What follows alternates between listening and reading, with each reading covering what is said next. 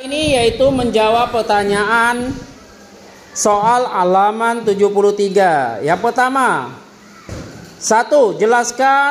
Jelaskanlah cara hidup sederhana yang dicontohkan oleh Nabi Muhammad SAW. Coba saudara kita yang bisa.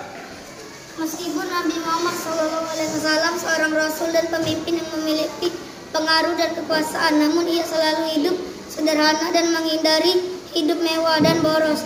Menurut riwayat, Nabi Muhammad SAW selalu tidur beralaskan selai tikar, dan kalau ia terbangun dari tidurnya terlihat ada bekas tikar di pipinya. Begitu sederhananya kehidupan Nabi, tapi ia sangat mulia di hadapan Allah Subhanahu wa taala. Ya, bagus saudara kita Fadil. Yang kedua, soal yang kedua, apa keuntungan orang yang hidup sederhana? Jelaskan. Siapa? Saudari kita Karina, coba. Keuntungan sederhana antara lain seperti berikut. Orang yang hidup sederhana berarti telah mengamalkan ajaran agama. Ya, menjalankan sederhana. Yang ketiga, soal yang ketiga, mengapa Allah Ta'ala menyatakan bahwa orang pemboros adalah saudaranya setan? Coba jelaskan, siapa yang bisa? Saudara kita Aditya.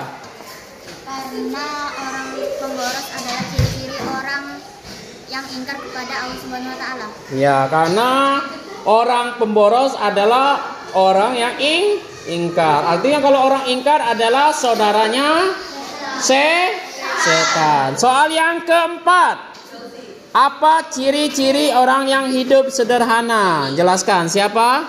Regina. Saudari. Ciri orang yang ikhlas antara lain sebagai berikut. 1. Beramal dengan sungguh-sungguh tanpa mengharapkan pujian dari manusia. Pujian bukan harapan kita meskipun ada orang yang memuji. 2. Beramal dengan tekun dan rajin semata-mata karena tindakan itu adalah perintah Allah Subhanahu wa taala. Tentu ada yang memuji, tetapi pujian bukan tujuan. 3. Tidak memamerkan dan menceritakan amalnya kepada orang lain. 4. Tidak pernah mengeluh dalam melaksanakan tugas. Ya, artinya ciri-ciri orang hidup sederhana itu mereka beramal dengan secara ikhlas. Ya, sama seperti ikhlas. Nomor 4, nomor 5, apa ciri-ciri orang yang ikhlas beramal? Beramal dengan sungguh-sungguh tanpa mengharapkan pujian dari manusia. Pujian bukan harapan kita meskipun ada orang yang memuji. 2. Beramal dengan tekun dan rajin semata-mata karena tindakan itu adalah perintah Allah. Tentu ada yang memuji, tetapi pujian bukan tujuan. 3. Tidak memamerkan dan menceritakan amal kepada orang lain. 4. Tidak pernah mengeluh dalam melaksanakan tugas. Ya. Jadi ciri-ciri orang yang beramal ya ikhlas itu orang yang tidak mau memamerkan perbuatan mereka, walaupun mereka dilihat maupun tidak dilihat, mereka tetap melaksanakan tugas. Tidak hanya dilihat, sedangkan ingin dilihat orang lain baru mereka melaksanakan, seolah-olah mereka hanya mau dilihat perbuatan mereka, sedangkan apabila tidak ada orang, mereka tidak melaksanakan tugas mereka. Artinya mereka tidak ikhlas. Ya, sekarang jadi pertanyaan, bagaimana orang yang melaksanakan pekerjaan tetapi mereka mendapatkan upah mendapat gaji, ya. Ikhlas juga orang melaksanakan atau bekerja mendapatkan upah. Kenapa? Karena ada kesepakatan antara orang yang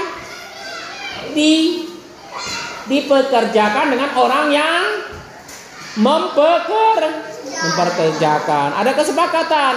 Misalnya tukang diupah berapa sehari? 120 sepakat. 120 sepakat. Maka mereka melaksanakan perbuatan mereka atau pekerjaan mereka dengan sebaik mungkin. Tidak berekenan.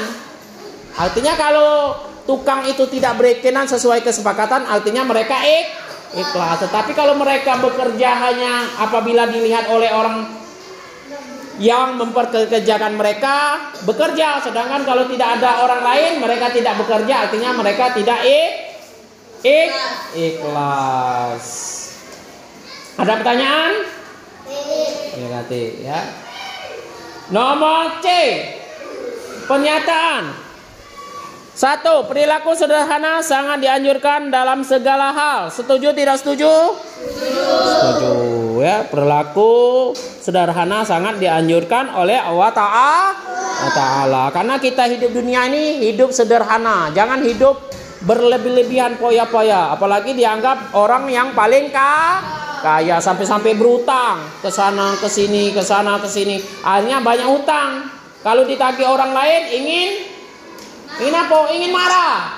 Banyak di televisi atau di mana-mana itu marah. Ini terbalik, bukan orang yang menghutangi, tapi orang yang berhutang marah. Itu dah terbalik. Nomor 2, boros adalah perbuatan tercela. Setuju tak? Setuju. Kalau orang-orang yang boros, makannya berlebihan, di bukunya ada makannya seharusnya 1 mangkok, dia makan 3 mangkok, 4 mangkok, sehingga mereka kekenyangan. Tidak bisa berjalan, akhirnya mati kekenyangan.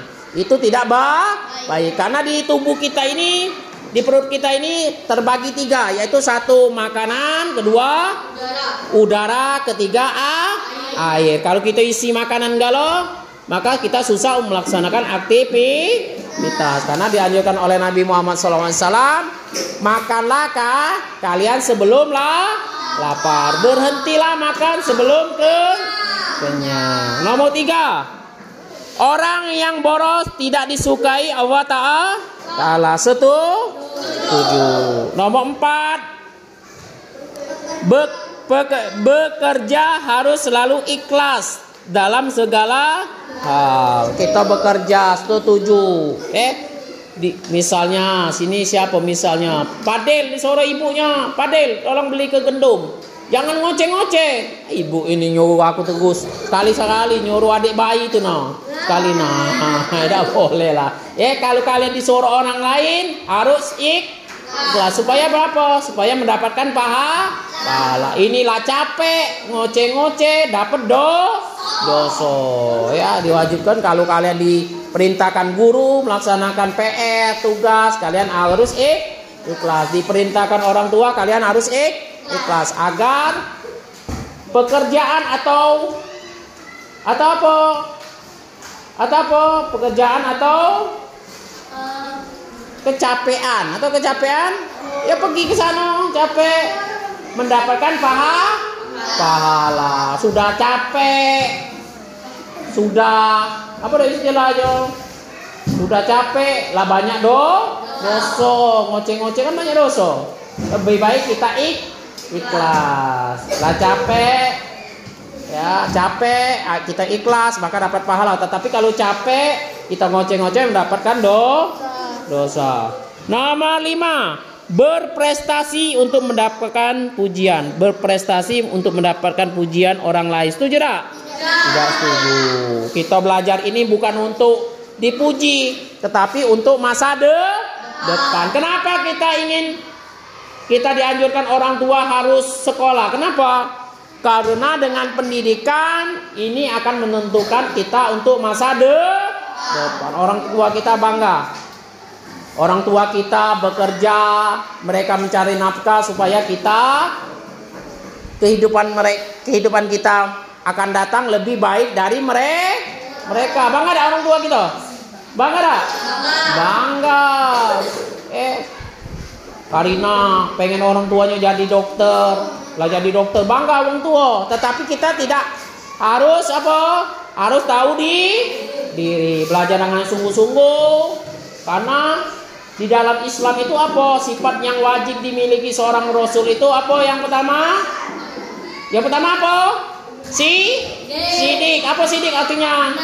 Benar.